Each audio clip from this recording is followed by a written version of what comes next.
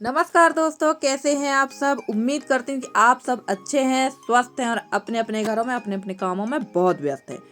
तो दोस्तों, ये है सुबह के 5 बजे का टाइम है। लगभग पाँच बजे तो मैं उठती हूँ, लगभग 5:15 बजे का टाइम था। और सुबह से ही लग गई हूँ मैं अपने काम पे, क्योंकि ठंडी के दिनों में तो आप जितनी जल्दी उठेंगे तभी आपका काम हो पाएगा, वरना काम तो नहीं हो पाएगा। और ठंड बेतहाशा है, बहुत ज़्यादा ठंड इस समय सभी जगह है। बहुत ज़्यादा ठंड पड़ रही है।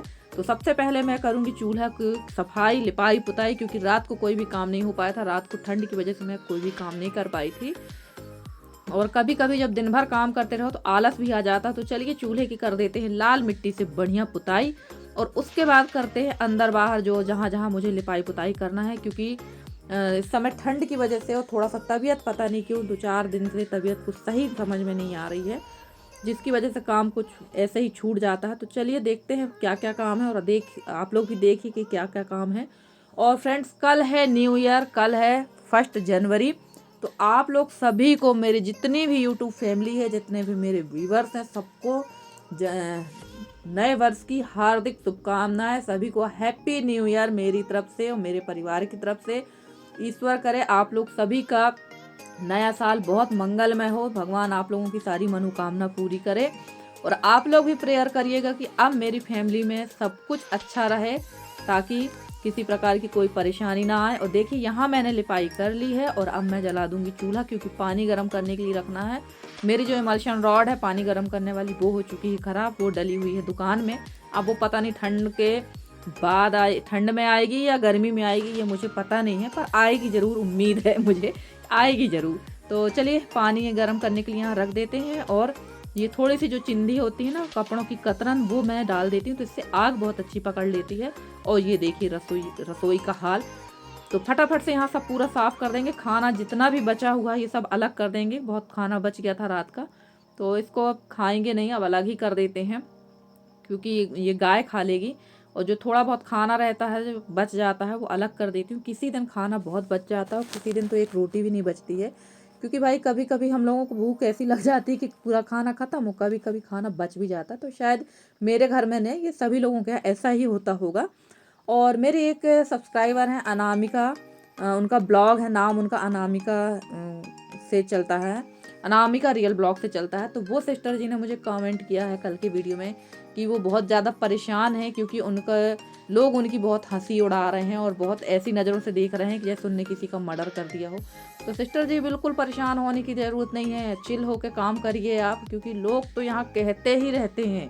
अच्छा करोगे तो भी लोग कहेंगे, बुरा तो बुरा है ही, क्योंकि जब भगवान राम को लोगों ने नहीं छोड़ा तो आप और हम कौन सी खेत की मूली है, वो तो कहेंगे ही। मुझे भी कहते हैं, बहुत लोग कहते हैं, पर जिस दिन आप सफल हो जाएंगे ना, उस दिन यही लोग अपने मुंह पे ताला लगा लेंगे, और उस दिन आपसे ही ये लोग पूछेंगे कि भैया हमको भी इसमें आना है, कि ऐसा करें क्या करें कि हम भी इसमें सफल हो जाएं। तो टेंशन लेके काम मत करिए, आप बहरे होकर काम करिए और सिर्फ अपना काम करिए, और सफलता आपको ज़रूर मिलेगी। और ये देखिए सुबह की लालिमा, ये लगभग 6 बजे का टाइम हो चुका था। सुबह की लालिमा आपको दिख रही होगी।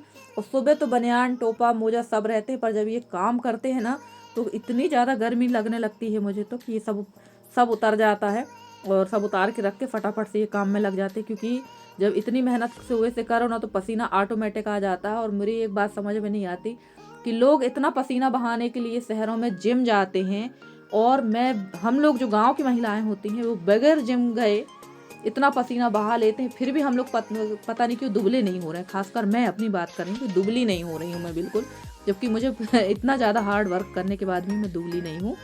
तो ये देखिए बाहर की झाड़ू, सबसे पहले बाहर की लिपाई, बाहर की झाड़ू, अब अंदर की झाड़ू, यहाँ की रसोई की लिपाई होगी, क्योंकि धूल देख ही रहे हैं बहुत ज़्यादा उड़ रही है। और कच्ची रसोई की लिपाई तो हर 2-4 दिन में करना ही पड़ती है। वैसे मैं यहाँ खाना बहुत कम बना रही हूँ इस टाइम पे, बस खाना रखती हूँ, और कभी रात को होता है तो खाना खा लेती हूँ। जिस दिन हम लोग रात को खाना खाते हैं यहाँ, तो यहाँ पे लिपाई करना पड़ती है। और बाकी टाइम तो 2-4 दिन में ही लिपाई करती हूँ मैं यहाँ पर, रोज़ लिपाई नहीं करती हूँ, क्योंकि खाना नहीं खाते, और अगर खाना खा लो तो ये जगह जूठी हो जाती है। तो चलिए सुबह सुबह ही लाल मिट्टी की लिपाई चालू हो चुकी है। तो यहाँ पर लिपाई करने के बाद अभी मुझे बाहर भी लिपाई करना है। और मेरे से एक मिस्टेक ये हो गई थी कि मुझे सबसे पहले बाहर बरामदे में थोड़ा सा लिपाई करना थी, पर मैं वहाँ नहीं कर पाई थी, रसोई में कर दी। तो चलिए हो गया, गलतियाँ इंसानों से ही होती है। तो बाद में मुझे ध्यान आया कि पहले बरामदा लीप लेना था, फिर मुझे ध्यान आया कि मैंने बाहर चूल्हे के पास तो पुताई कर ली है। और ये देखिए यहाँ फटाफट से लिपाई कर लेंगे। और लिपाई का काम जो है बड़ा मेहनत वाला काम है, अच्छे खासों को पसीना आ जाएगा। तो ये पूरी यहाँ की लिपाई हो गई है और उसके बाद चलते हैं हम लोग बाहर। और कल मुझे एक और कमेंट आया था, मुझे मतलब मैंने जवाब दिया था तो उसका आंसर आया था कि दुबई से इकबाल जी ने कमेंट किया था कि वो इंग्लिश नहीं हिंदी नहीं पढ़ पाते हैं, हिंदी वर्णमाला में उनको थोड़ी सी दिक्कत हो रही है, तो वो मेरे कमेंट को समझ नहीं पाए थे। तो कोई बात नहीं, आप मेरे कमेंट को नहीं पढ़ पाए समझ पाए हैं तो बात ये हो जाती कि मैं जो हूँ इंग्लिश तो पढ़ लेती हूँ, बस उसका थोड़ा सा ट्रांसलेशन करने में मुझे थोड़ी सी दिक्कत होती है और उसके अलावा मुझे लिखने में दिक्कत होती है। तो मैं ये कहना चाह रही थी, आपने मुझसे बोला था कि आपके मम्मी पापा यूके में रहते हैं और आप दुबई पढ़ने के लिए आए थे और आप वहाँ पर जॉब कर रहे हैं और दिल्ली में आपके रिलेटिव रहते हैं, आपने मुझसे ये बताया था। मतलब आप इंडिया के नहीं हैं, भारत के नहीं हैं, आप बाहर रह के पढ़ाई लिखाई कर रहे हैं और जॉब कर रहे हैं, मैंने ये बोला था आपसे। तो चलिए मैं कोशिश करूँगी कि मैं आपको इंग्लिश में ही कमेंट का जवाब दूँ। और देखिए सारा काम मेरा फिनिश हो चुका था, सुबह की चाय पानी हो गई है और हल्की हल्की धूप भी निकल आई थी और मैं आ गई थी चने की भाजी को लेकर, जो एक दिन पहले मैं खेत से लेकर आई थी। तो बनाते हैं भैया चने का साग और बिर्रा की रोटी चावल, क्योंकि ठंड में तो चने के साग खाने का मज़ा ही कुछ और होता है।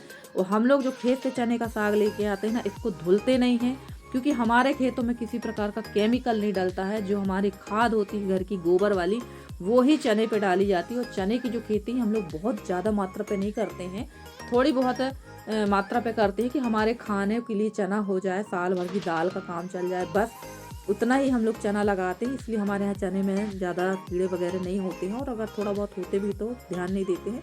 और चने की भाजी को मैंने बढ़िया अच्छे से झटकार लिया था, क्योंकि उसमें इल्ली बहुत होती हैं। 4 से 5 बार झटकार के उसको मैंने कुकर में टमाटर के साथ पकने रख दिया था। वो भाजी पक गई थी, पीस भी ली थी मैंने। और यहाँ मैंने चावल चढ़ा दिया था चूल्हे पे। तो मैं निकाल लूँगी चावल का पानी, जिसको माड़ कहते हैं, क्योंकि हमारे यहाँ जो चने की भाजी इसी के साथ बनाई जाती है। और इसके साथ बनाने से चने की भाजी में एक चिकनापन होता है, प्लस गाढ़ी भी रहती है, तो हम लोग ये डालते हैं। और जब चावल का माड़ नहीं होता हमारे पास, तो हम लोग डालते हैं उस पर चावल का आटा, या फिर चावल फुलाकर पीस के डालते हैं। तो ये प्रोसेस जो माड़ वाला प्रोसेस है, ये सबसे सरल लगता है, तो यही हम बनाएंगे। वैसे मैंने चने की साग की जो रेसिपी है वो आप लोग के साथ पहले भी शेयर की थी, और एक बार आप लोग मेरे तरीके से बना के देखिएगा और बताइएगा कि आप लोग को चने का साग कैसा लगा। क्योंकि ये जो तरीका है, मैंने अभी तक इस तरीके से चने का साग बनाते किसी को नहीं देखा। सबके यहाँ का अपना अलग अलग तरीका है, तो सब लोग उसी तरह से बनाते। और कढ़ाई जो थी घी वाली थी, इसमें मैंने घी पकाया था, और इसी पे मैं पका लूँगी भाजी। तो घी जो है वो पूरा भाजी में आ जाएगा, और मैं ऐसे ही उपयोग करती हूँ। मैं इस कढ़ाई को डायरेक्ट धुलती नहीं हूँ, या तो इसमें दाल फ्राई कर लूँगी या सब्जी बना लूँगी, कुछ भी ऐसा काम कर लेती हूँ। और कढ़ाई पे मैंने डाल दिया है तेल, और डाल देंगे 2-3 कली लहसुन की कतर के मतलब काट के, तोड़ के नहीं, काट के डालना है, तोड़ना मैंने गलत बोल दिया। और इसके बाद डालूँगी मेथी, 2-3 सूखी वाली मिर्च, राई, जीरा, और इसके बाद अदरक लहसुन मिर्ची का पेस्ट बना के रखा है मैंने, वो भी इसमें डालूंगी। और थोड़ी सी मैंने डाली है हींग। हींग तो मेरी फेवरेट है, वो तो हर सब्जी में डलती है, सब में मैं हींग डाल के ही बनाती हूँ। और लगभग मुझे 3 से 4 तोला हींग लग जाती है साल भर में, और बल्कि ज़्यादा लग जाती होगी। 1 तोला हींग तो महीने भर में ही खा के ख़त्म हो जाती, ज़्यादा ही हो जाती होगी बल्कि। और ये डाल देंगे है थोड़ा सा जीरा, सारे मसाले डाल दिए। और इसमें तिली ज़रूर डालिए, तिली का जो टेस्ट है ना वो बहुत अच्छा आता है। ये मैंने डाल दिया था अदरक लहसुन का पेस्ट। और इसके बाद डाल देंगे, जब एक बहुत अच्छी सी खुशबू आ रही थी इसमें, सच में बहुत प्यारी खुशबू आ रही थी। और डालूंगी हल्दी, हल्दी एंटीबायोटिक होती है तो ये ज़रूर डाल देंगे, मैं डालती ही हूँ हल्दी। और डाल देंगे भाजी। और फ्रेंड्स, आज का वीडियो आप लोग को कैसा लगा? आज का वीडियो अगर आप लोगों को अच्छा लगा हो तो प्लीज़ मेरे वीडियो को लाइक करें, शेयर करें, मेरे चैनल को सब्सक्राइब करके। जिस तरह से आप लोग अपना सहयोग और इसमें मुझे दे रहे थे, इसी तरह से आप लोग अपना सहयोग और इसमें मुझे देते रहिए। मैं पूरी कोशिश करूँगी कि आप लोगों के लिए अच्छे से अच्छे वीडियो लेकर आती रहूँ। और ये देखिए पूरे मसाले जितने भी मैंने डाले थे ना, सारी चीज़ें डालने के बाद मैंने डाल दी इसमें हल्दी। और अब डाल देंगे इसमें चने की भाजी। तो फ्रेंड्स, आज के ब्लॉग में इतना ही। मैं मिलूंगी आप लोगों से अगले ब्लॉग में। तो ये देखिए यहाँ पर मैंने ये चने की भाजी पीस रखी थी, ये डाल देंगे। और इसी में डाल देंगे चावल का माड़। और ये डालते समय ना काफ़ी ज़्यादा भाजी जो है ना एकदम से उछलती है, और ये डाल दिया मैंने माड़। तो चलिए मिलती हूँ मैं आप लोगों से अगले वीडियो में। तब तक के लिए bye bye and take care.